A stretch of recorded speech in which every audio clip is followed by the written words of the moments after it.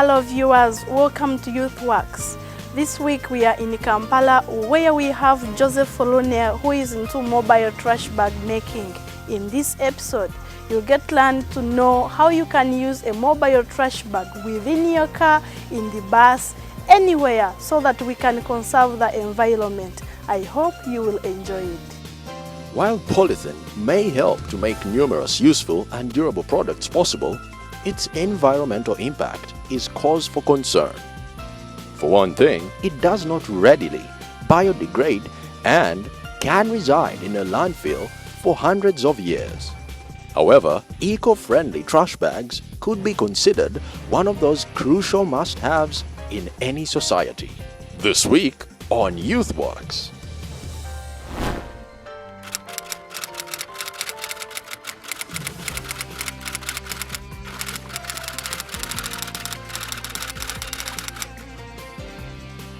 Elan's Media Group is my company. I do branding and concept development. And right now, I'm much more involved to do with mobile trash bags. Mobile trash bag, it's a non-refuse environment friendly paper bag, more or less like a paper bag, but more evolved in a certain way that can be used by motorists, pedestrians to contain their litter so that they don't end up in public places as well as roadsides. Why did this young man concentrate on engaging in this line of business?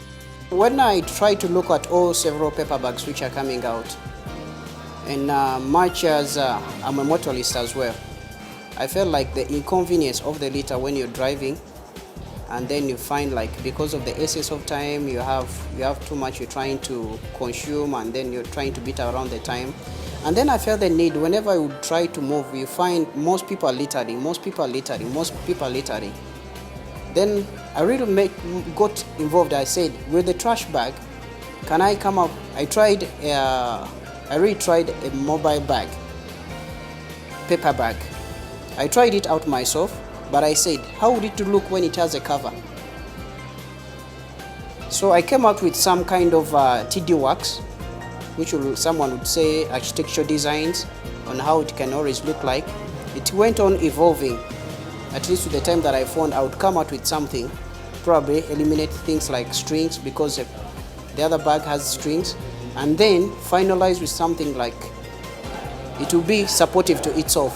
The final product we managed to come up with was quite success, and though production here became up like a hindrance because people had no idea about it. So in the consequence, an opportunity dropped in. I had to be invited by the World Bank, African Development Bank on the climate change. And then in my line of address, I had to address something to do with solid waste management, the bad side of it when it's poorly managed in relation to the environment and the climate change effects, where I talked about the litter, the streets which end up filled up with the litter, blown by the wind, ends up in traces and in other channels, blocking the waterways. So that's how it came all evolving. Launching a new business requires capital and skill in order to have a steady settle. But one would wonder if Joseph had that much capital to start off with. I didn't have much. Typically, I didn't have much. What I had as an asset was the idea in my mind. Another thing that would I be able to access? I tried several kinds of paper until I would find something like this. This is what we call an art paper. This is just actually a craft paper. A craft paper, when you try it out, most people who are doing paper bags are using this kind of material because it's easily foldable. And once you fold it, it doesn't get torn quickly. But I moved on from that because I needed it to look more fancy. I went to another paper, which is called a sugar paper.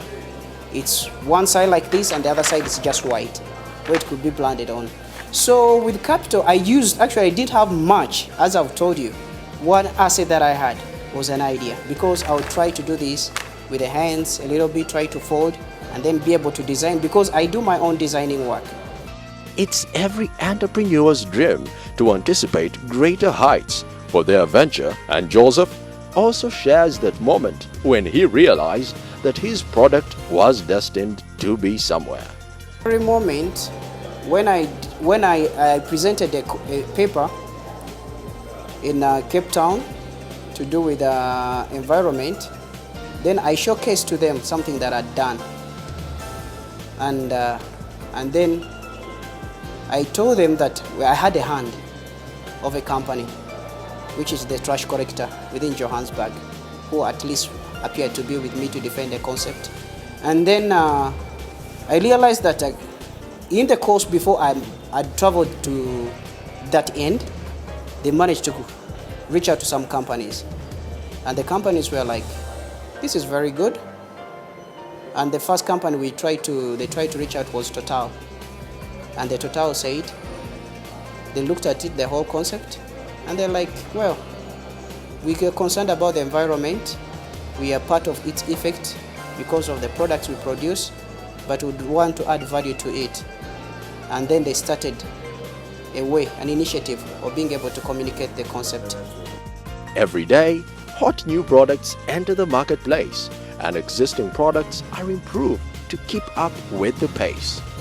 We want to know how unique Joseph's product is. It's portable to use. When you acquire it, try to look at it. One may say it's just like a folder file, and it's really convenient to use. Marketing is all about meeting the needs and wants of customers. But what is Joseph's clientele? There are very few, because I tried out to reach out the market, thinking probably do they people, because since it's a new concept, people have no really big idea about it. But there are very few those whom I gave out the samples to try to use them, and they're like, well, it's really very good. But sometimes others would say, compare, I can have my Cavella.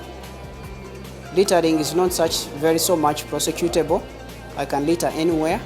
That is an alternative. So probably when you go to I've gone to some companies, I've talked to Coca-Cola, I've talked to those who are doing the blending for Hima Cement, I've talked to Peps, and then, these are companies where they will take their time to consider, but they already bought the idea. So what it means that the only way that we can make this available in the market, when we get involved in companies which can take on to advertise over it, and then they can be offered to the people freely, because there are those people who are not ready to invest in. So to those very few who are not ready to invest in, to buy them, they can always have for free.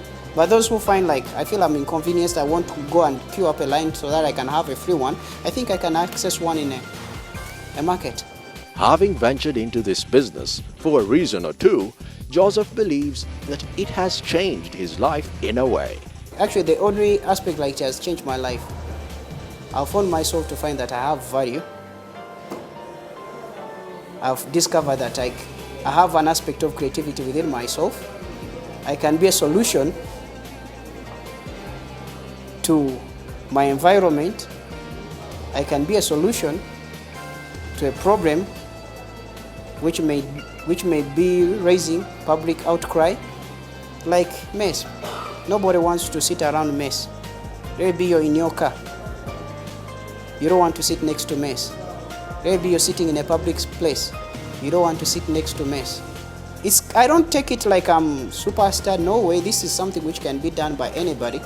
But provided I manage to come out with, before anybody will be able to do it, I consider it an opportunity and a venture to me. Ronald is also involved in other business activities. I'm into tourism. I consult for tourism companies, as well as I run a tourism company. Yeah. And I'm staging up a project to do with the food value addition. Though much I don't want to define my product in the end of it, or my raw material, but I'm into food value addition, and it's one of the exciting that I'm really looking at. Starting a business can be risky, And not all businesses succeed. New businesses often fail during the early years due to the various challenges. If Rano has not quit, does it mean that he doesn't face any challenges? Challenges, I would wish to say they could be like minor, but typical one is just the capital, which seems to be like the big challenge. For example, you find that probably you have to reach out to corporate companies whose decisions you don't have effect to, but you just have to convince them and see that they can always buy an idea. Here is a piece of advice from him to fellow youths willing to get into business. Brain. In every living, I would say, per se, there is a dream. There is that talent. I would wish every youth to discover themselves. Youth should desist themselves from wasting a lot of time in things which don't add value to them. They should take an extra initiative, an extra stride in discovering what their efforts are, what their talents are. It may not be necessarily this, can be in sport, it can be in any kind. The time they spend, as well as try to invest in reading culture. Through reading, they'll be motivated to know that they can do it. Because in the beginning, I didn't know it would come out. Everybody who looked at this asked me, what is this? What does it make a meaning? There are already paperbacks in the market, so what is it going to do? And then I came with this, they say, now I can put the threads and then it will be a paper bag.